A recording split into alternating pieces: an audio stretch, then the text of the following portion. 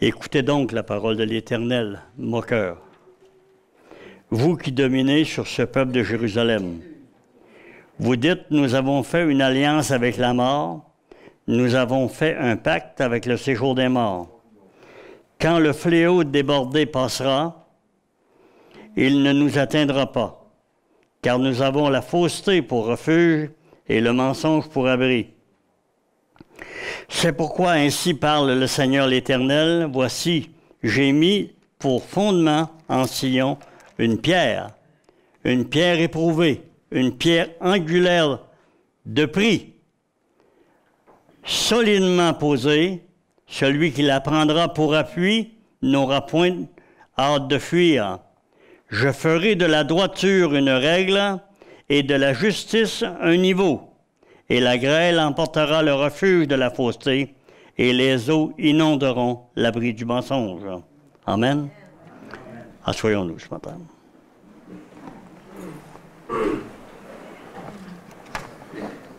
Alléluia.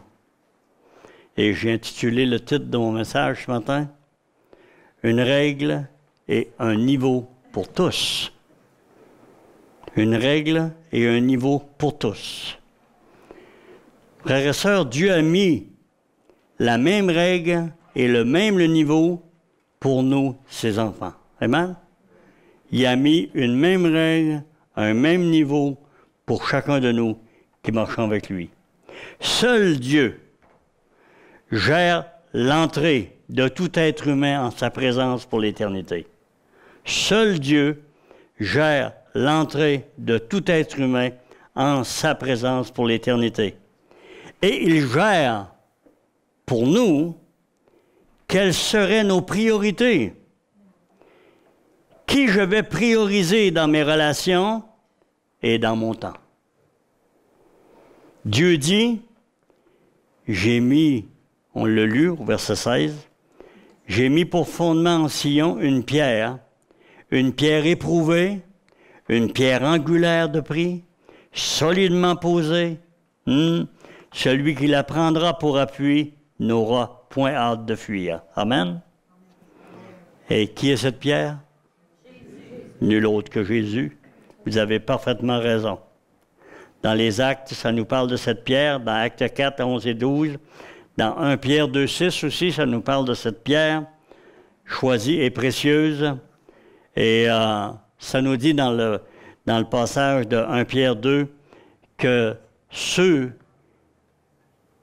qui se heurtent à cette pierre sont confus.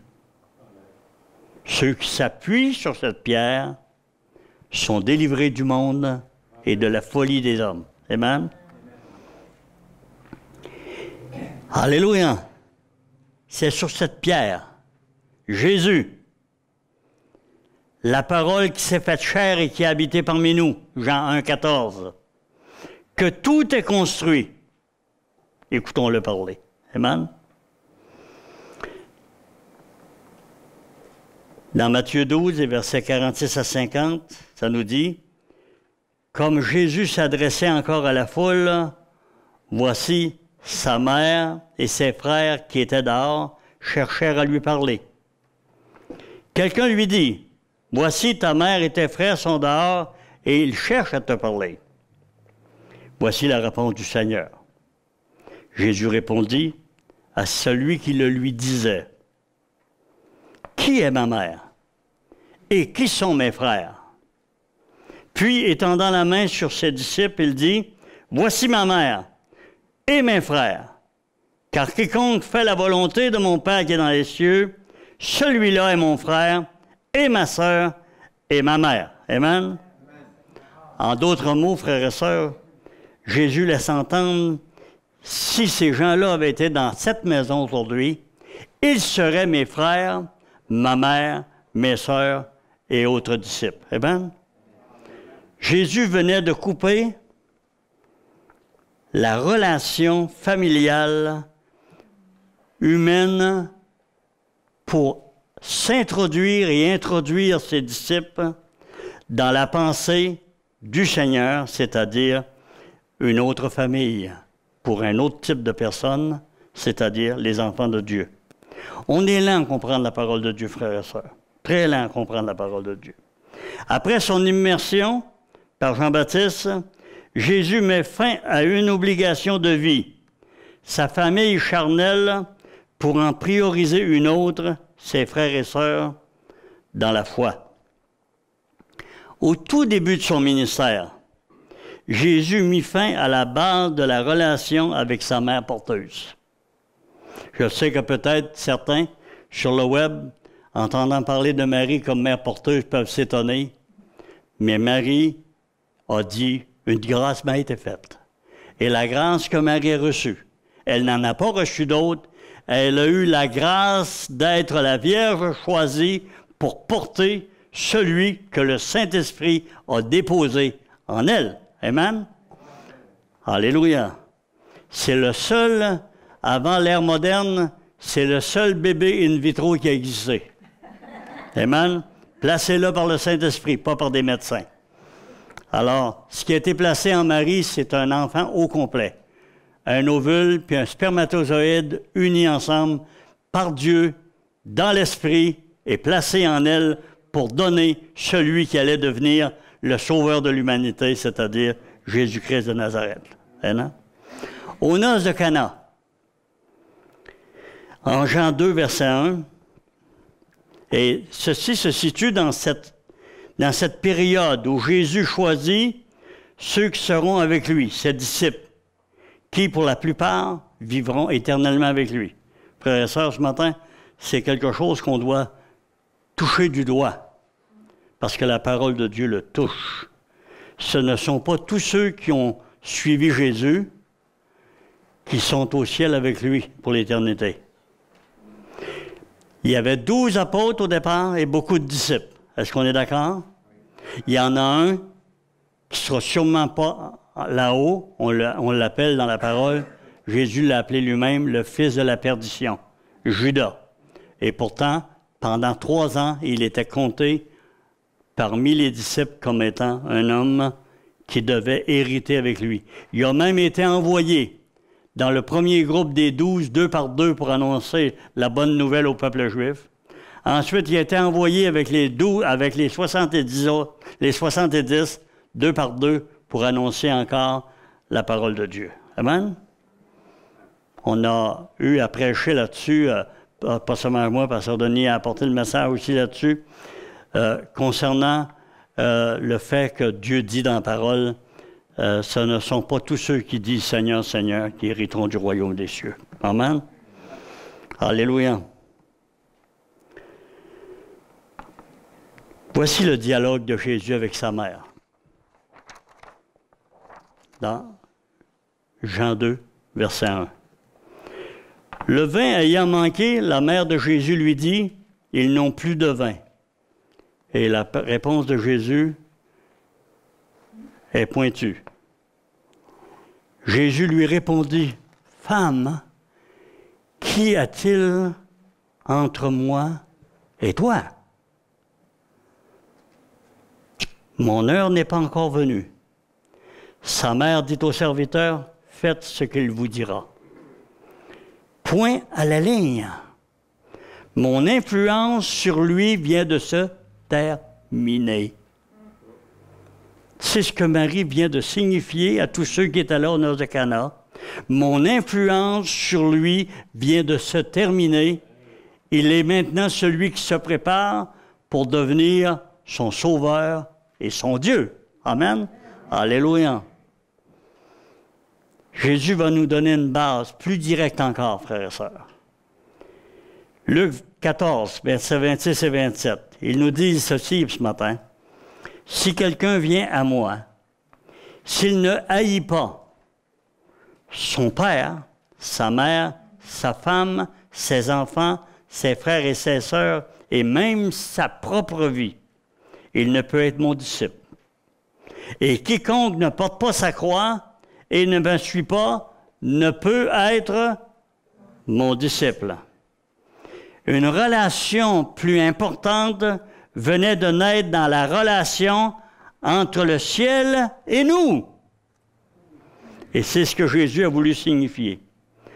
En d'autres mots, frères et sœurs, devant l'amour qui devrait attacher le chrétien, le disciple de Christ, le croyant, l'amour qui devrait attacher le croyant à Christ, eh bien l'affection, c'est-à-dire naturelle, est comparable à de la haine. Tant le lien qui unit le croyant à son Seigneur surpasse toute expression de sentiment humain. Dieu n'a pas dit d'haïr nos pères et nos mères, de les maltraiter, de les rudoyer ou tout autre geste semblable. Il a simplement mis l'accent sur le fait que celui qui préfère quelqu'un sur la terre, soit-il sa femme, soit-il lui-même, à son Dieu, est off. Dans Luc 6,40, ça nous dit « Le disciple n'est pas plus que le maître. Mais tout disciple accompli sera comme son maître. » Et c'est la raison pour laquelle, ce matin, je suis heureux de dire que je fais toujours partie, et j'espère que vous faites toujours partie, de la secte de Jésus le Nazaréen. Amen? Alléluia. Car il est le seul mouvement au monde qui a passé sur la terre qui mérite d'être suivi.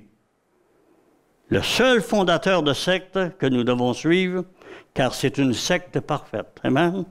Elle n'est pas basée sur le discours humain, elle est basée sur le discours divin. Amen? Amen? Alléluia.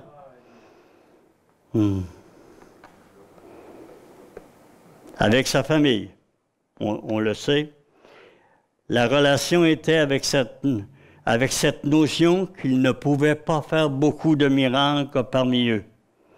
La lecture de Jean 7, les versets 1 à 9, nous fait voir une relation chaotique. Vous pourrez la lire à la maison, on ne prendra pas le temps de toute la lire ici.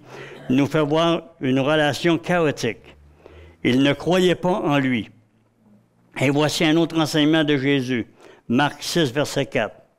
Et il dit, « Un prophète n'est méprisé que dans sa patrie, parmi ses parents et dans sa maison. » Amen? Alléluia.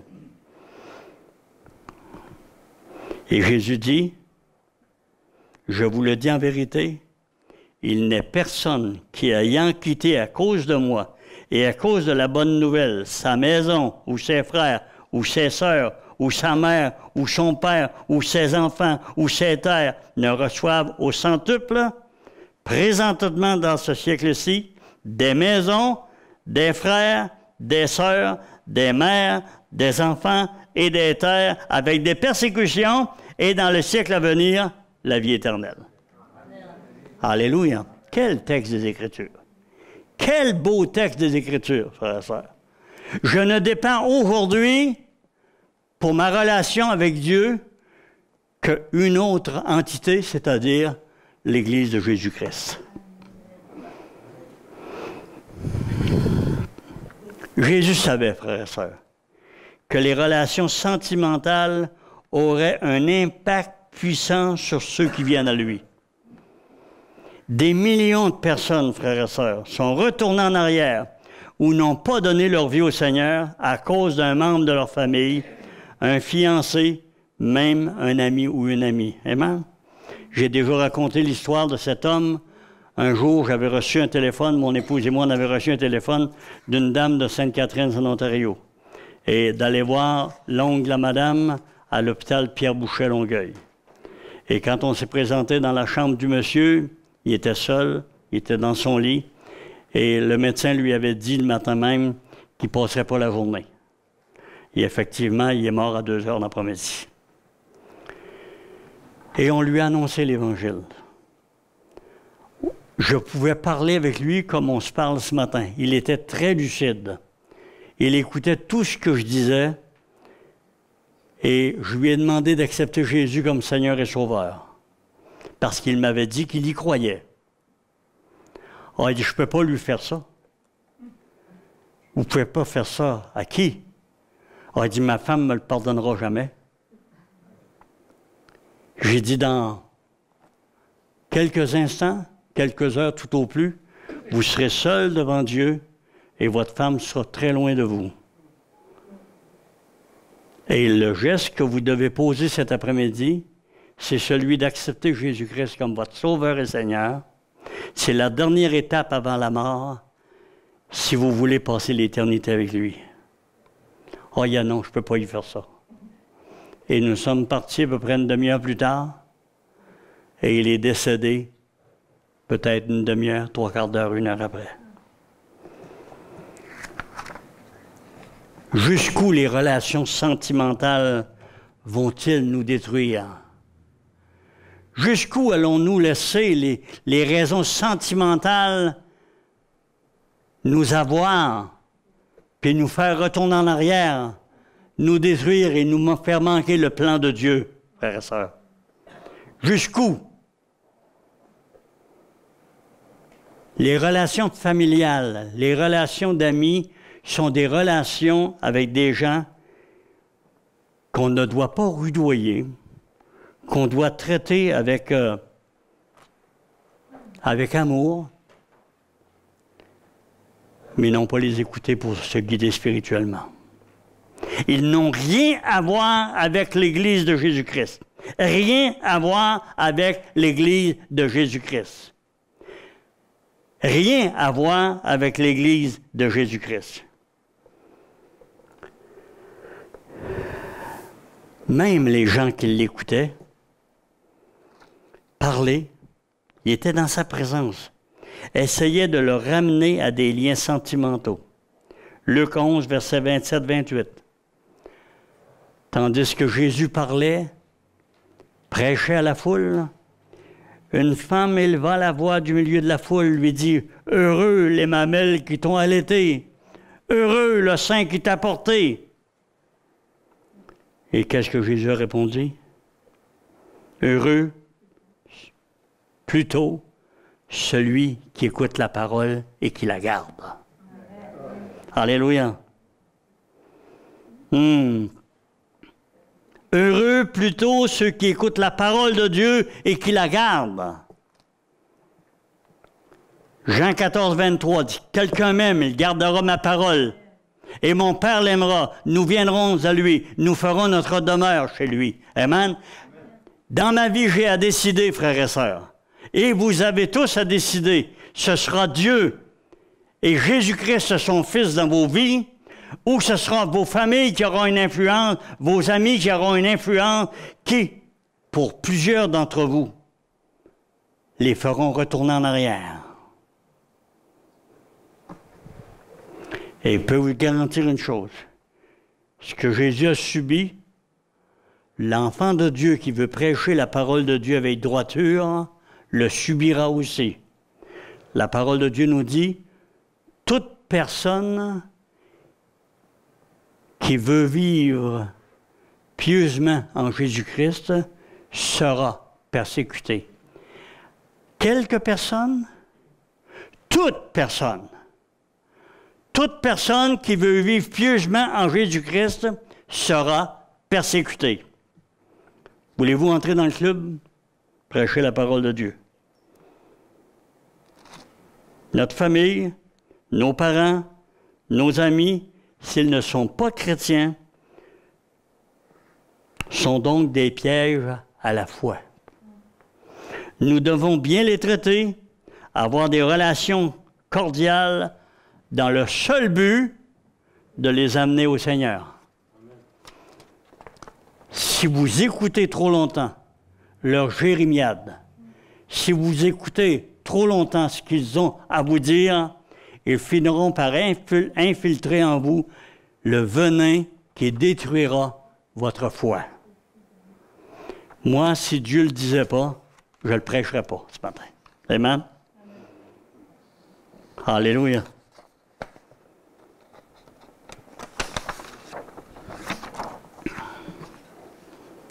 La vitrine de Christ, frères et sœurs, sur la terre, ce n'est pas nos familles. La vitrine de Christ pour les autres, c'est l'amour que ses disciples ont les uns pour les autres.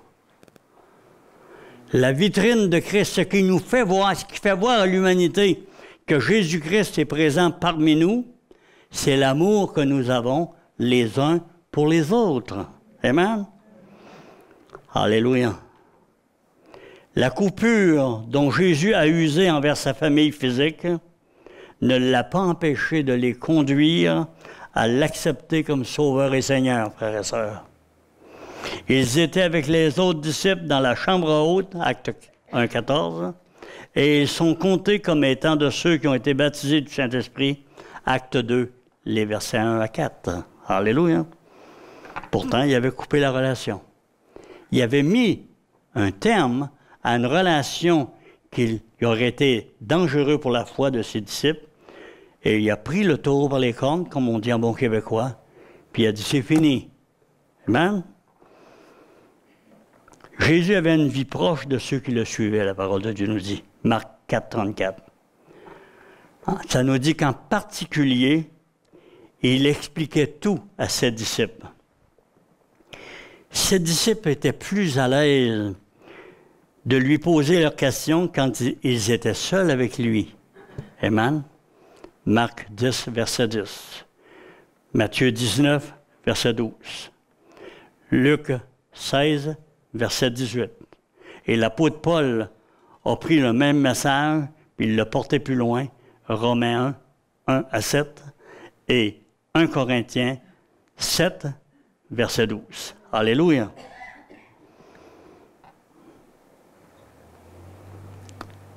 Est-ce que Jésus est un légaliste? Est-ce que l'apôtre Paul est un légaliste? Ça, c'est l'injure suprême à donner à des croyants, c'est de les appeler légalistes. OK? Est-ce que vous êtes d'accord avec moi? Les passages, c'est quelqu'un qui marche par la loi. Est-ce que Jésus marchait par la loi? Est-ce que Jésus s'appuyait sur la loi? Vous lirez les passages que j'ai donnés ce matin, de deux hommes qui ont passé sur la terre, Jésus-Christ, le fondateur de l'Assemblée chrétienne, partout dans le monde où elle se trouve vraiment, composé d'êtres nés de nouveau. Amen? Et l'apôtre Paul qui fut appelé le chef de la secte du Nazaréen. Vous lirez ces cinq passages des Écritures, ils sont donnés par deux hommes qui ont été appelés des sectaires et des légalistes. Amen? Mais je crois à leurs paroles, je propage leurs paroles, et je ne veux pas n'en propager aucune autre que la leur. Amen? Alléluia! Nous sommes la famille du Seigneur. Nous sommes son corps, frères et sœurs.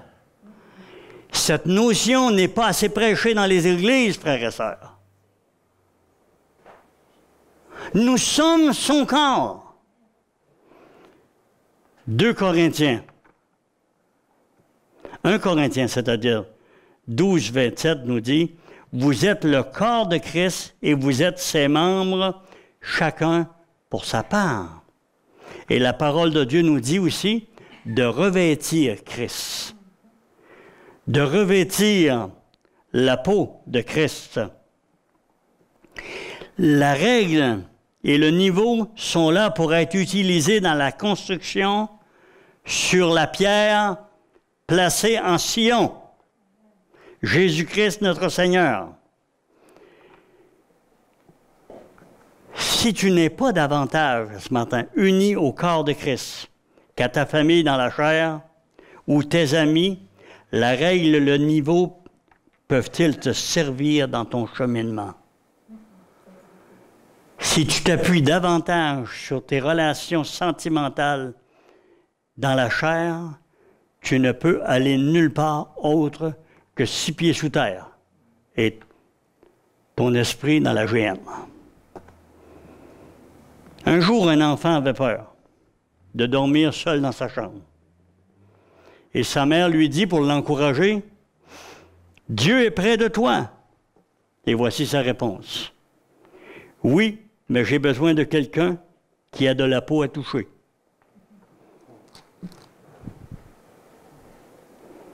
L'Église est Christ revêtu de peau humaine, frères et sœurs.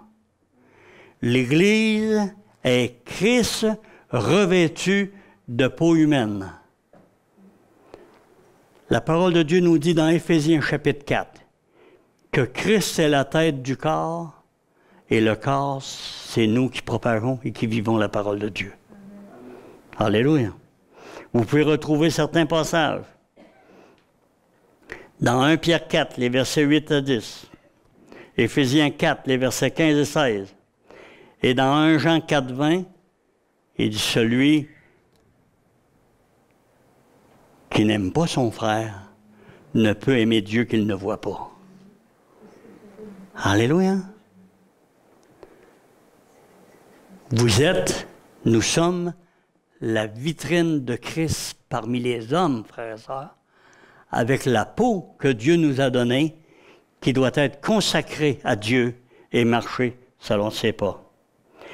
La communion avec Dieu, sans communion avec l'Église, est complètement incomplète et malade.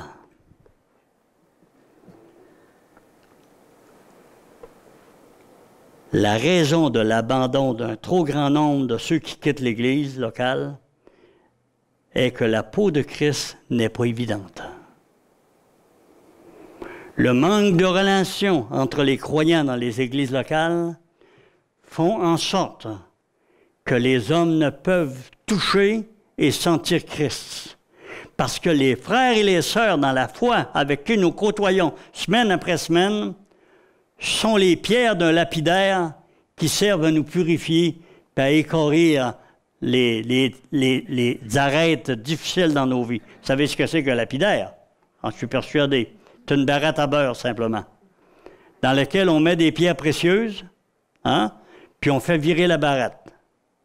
Et les pierres s'entrechoquent les unes contre les autres, et de temps à autre, le joaillier ouvre le couvert de la barrette et prend avec ses mains les pierres, et il voit tout à coup que des pierres sont devenues très belles, polies, et vaudront des millions. Amen? C'est ça que l'Église, frères et sœurs. Si on refuse de se frotter les uns envers les autres, nos arêtes vont pousser jusqu'à déchirer les autres.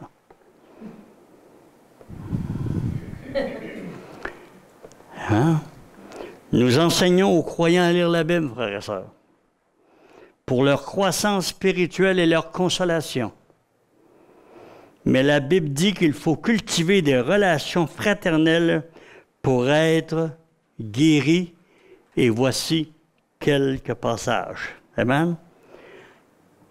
La parole dit, invitez-vous les uns les autres, consolez-vous les uns les autres, pleurez les uns avec les autres, encouragez-vous les uns les autres, reprenez-vous les uns les autres, édifiez-vous les uns les autres, confessez vos péchés les uns aux autres. C'est le rôle de l'Église, frères et sœurs, de nous aider dans notre marche dans la sanctification et de développer un corps saint qui suit un Dieu saint dans les voies que Dieu a fixées pour lui, frères et sœurs. Alléluia. J'ai entendu un petit amen. Deux. Vous pouvez, ça ne dérangera pas le site web que vous parliez fort. Ça va même faire apprécier à ceux qui écoutent sur le web que le message est entendu. Frères et sœurs, il est temps qu'on se réveille. La parole de Dieu nous dit, dans Éphésiens 5, au verset 14, « Réveille-toi, toi qui dors. Réveille-toi d'entre les morts, et Christ t'éclairera. Va vivre avec tes frères, côtoie tes frères, parle avec tes frères, confesse tes péchés à tes frères. Puis si tu vis assez près d'eux autres, tu n'auras même pas besoin d'ouvrir la bouche, ils vont les voir. Puis ils vont t'exhorter, puis ils vont t'aider, puis ils vont prier pour toi, puis ils vont t'aider à comprendre les choses de Dieu. Amen? La parole de Dieu est claire, frères et sœurs. Nous sommes un corps, chacun pour notre part, nous en faisons partie et nous en sommes les membres. Dis pas ce matin, moi j'ai rien donné. Tu as à donner ce que Dieu t'a donné. Nous avons tous des dons particuliers les uns aux autres. Et je suis persuadé, moi, matin, qu'il y a un homme en arrière là-bas qu'on va chercher toutes les fins de semaine, à Saint-Charles-Garnier, puis qu'on amène ici dans notre assemblée. Il s'appelle André, qui, quelquefois, a douté de ses dons, mais moi, je sais, et la plupart de ceux qui sont ici, qui le connaissent bien, savent qu'en lui-même, il est un don à l'Église. Amen. Alléluia. Et il permet à des frères, 3 frères en particulier, semaine après semaine, qui font 90 km aller-retour pour aller le chercher et qui font 90 km aller-retour pour aller le retourner à sa maison pour qu'il puisse parler avec ses frères, qu'il puisse communier avec eux et qu'il puisse entendre le message de la parole de Dieu. Alléluia. Il est une bénédiction pour ses frères qui abandonnent leur vie, le dimanche matin, qui partent tôt le matin, vont le chercher chez eux, l'amènent ici, puis le retournent. Et si tout le monde pouvait comprendre la nécessité pour un enfant de Dieu de communier avec ses frères, bien moi je peux vous dire une chose, à moins qu'il y ait des obligations incroyables, quand il y a une réunion, puis que je peux me déplacer pour y être, tout le monde y serait. Parce que c'est nécessaire. Vous n'avez pas besoin des autres, les autres ont besoin de vous, frères et sœurs. Les autres ont besoin de vous. Vous êtes un marteau? Merci Seigneur qu'un autre est l'enclume. Mais entre les deux, il y a un croyant qui va se faire passer au marteau, puis qui va se réveiller, puis qui va s'apercevoir qu'en dessous de lui, présentement, c'est un paquet de cadavres spirituels qui l'amène seulement qu'à la destruction. Quelqu'un, un jour, m'a raconté qu'au temps de l'esclavage, les bateaux de Noirs qu'il emmenait en Amérique, le châtiment qu'on donnait à un marin récalcitrant, on prenait les corps des personnes qui étaient décédées dans les cales, on les plaçait sur un radeau, on attachait l'homme au milieu des corps et on envoyait le radeau sur la mer. Les sucs des corps en décomposition le mangeaient vivant sur le bateau, sur le radeau. C'est ça, être attaché sur un paquet de cadavres qui n'amène rien aux croyants dans sa marche avec Dieu. Frères et sœurs, je vais vous donner un exemple dans la parole. Oh, on pourrait donner Paul, Pierre, Jean, Jacques, les autres. Mais je vais vous donner un homme. Philippe. Philippe, mon maître dans la parole de comment marcher. Mon enseignant principal, à moi. Philippe, un jeune homme choisi comme diacre dans l'acte 6. Et dans l'acte 20, on nous parle de Philippe, l'évangéliste, l'un des 7 de Acte 6, qui était devenu un évangéliste et tout un. Mais savez-vous qu'est-ce qui caractérise Philippe dans Acte 20? C'est que les amis qui entraient dans sa maison étaient des prophètes comme Agabus, des hommes comme Paul, Timothée, Silas, Luc et d'autres, qui habitaient chez lui quand il passait dans sa ville. Est-ce que ça vous étonnerait que cet homme-là avait 4 filles prophétesses? Frères et sœurs,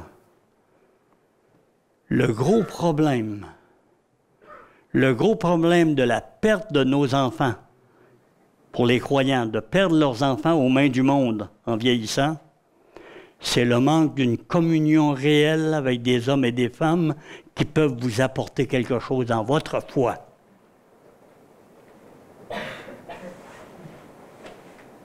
Est-ce qu'il y a des amens?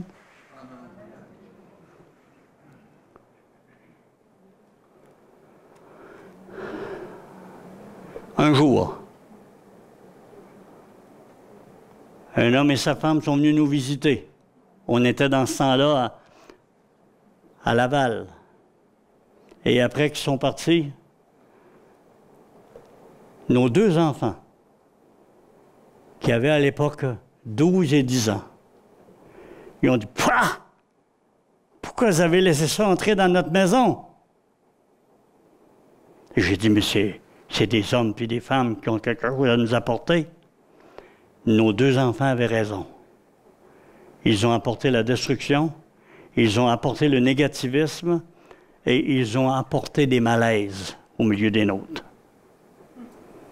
On a vu ces gens-là, à cause de notre influence, prendre une certaine influence dans le ministère et ils ont détruit tout le long de leur vie des hommes et des femmes qui voulaient marcher avec Dieu.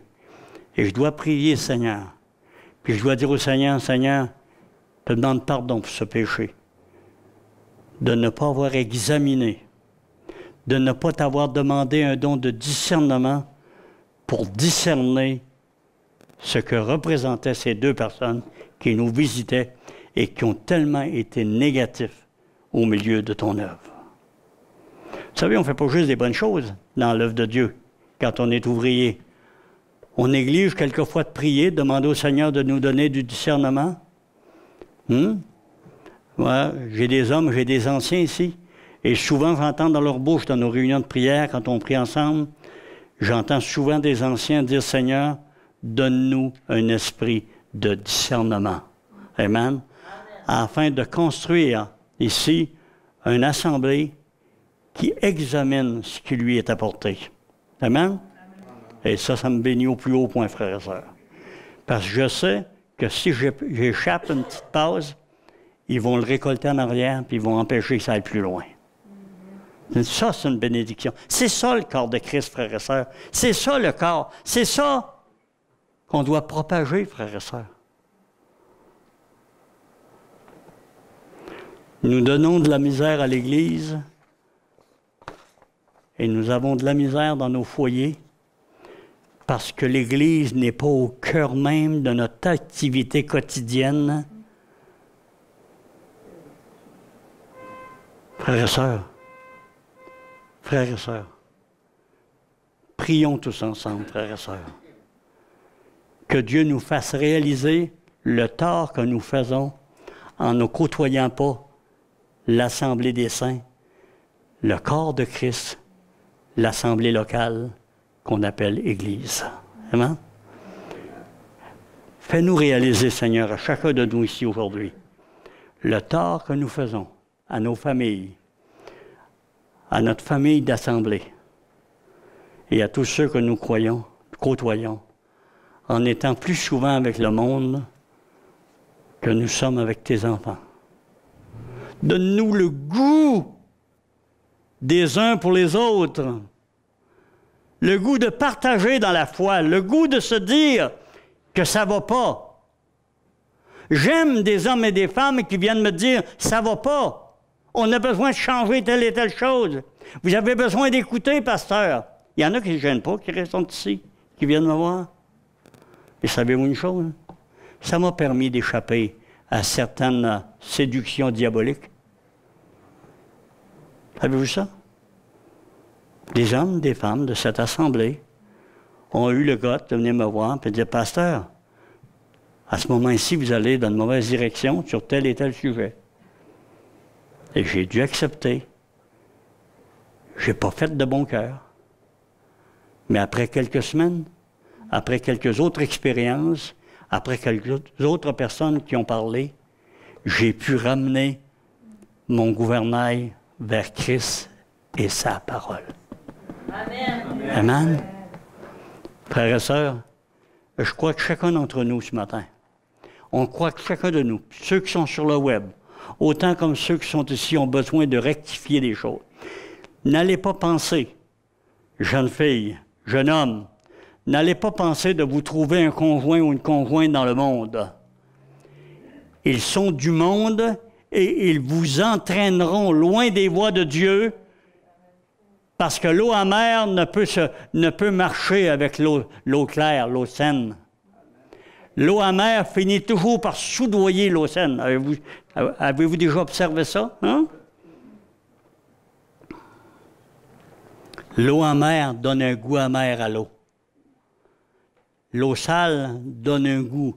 Et si vous n'êtes pas transformé, si vous n'êtes pas saisi par Dieu, si vous n'avez pas l'onction ou l'action du Saint-Esprit dans vos vies par vos frères, si vous êtes plus souvent avec le monde qu'avec eux, étonnez-vous pas que certains petits travers reviennent, que les petits vers des cadavres commencent à manger vos chairs vivants. Hein? Une sœur, l'autre fois, disait qu'elle elle avait peur des vers, elle ne voulait pas se faire enterrer. Mais souvent, frères et sœurs, dans notre vie spirituelle, dans notre marche avec Dieu, on vit avec des tas de cadavres plus souvent qu'on vit avec des frères sanctifiés par le sang de Jésus. Et on en paye les conséquences dans notre marche avec Dieu. On en paye les conséquences dans l'environnement que nous avons. Puis on en paye les conséquences dans nos choix de vie que nous faisons, frères et sœurs.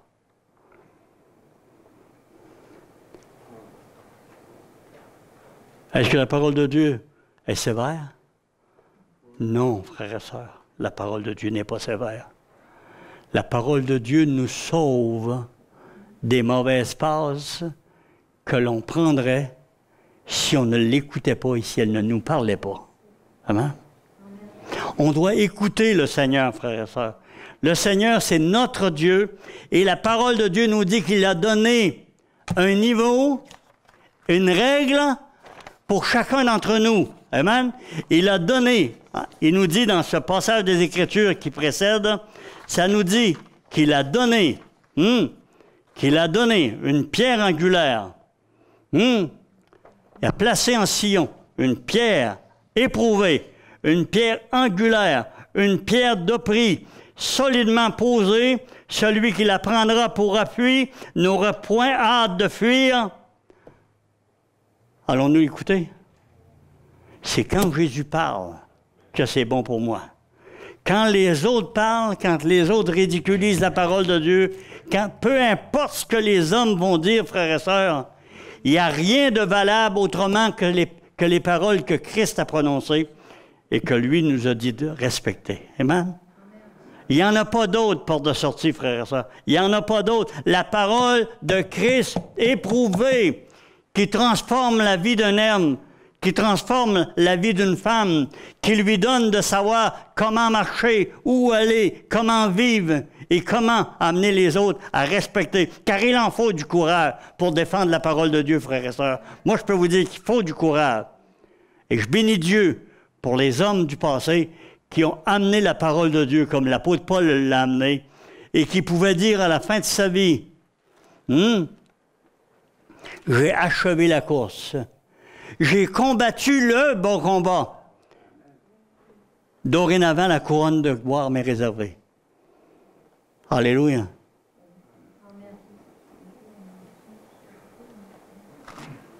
Des hommes et des femmes qui n'ont pas eu peur d'aller à la mort, comme Étienne, ce jeune diacre, en disant au peuple hébreu leurs 4 vérités entre les 2 yeux avec amour, ils l'ont lapidé. Et lisez ce beau passage des Écritures dans Actes 7 et 8. Lisez-le, vous allez être édifiés par la vie d'Étienne, qui n'a pas duré longtemps, mais qui a eu une fin majestueuse. Est-ce que la parole de Dieu nous dit bien que Jésus est assis à la droite du Père? Hein? Comment ça se fait ça qu'Étienne le voyait debout à la droite du Père? Comment se fait ça qu'Étienne, mourant, pouvait dire comme son maître, ne leur impute pas ce péché? Et qu'il pouvait dire qu'il voyait Jésus debout, l'encourageant à aller jusqu'au bout pour livrer le message qui aura travaillé la vie d'un Saul de Tarse qui le persécutait et devant laquelle ses vêtements étaient placés.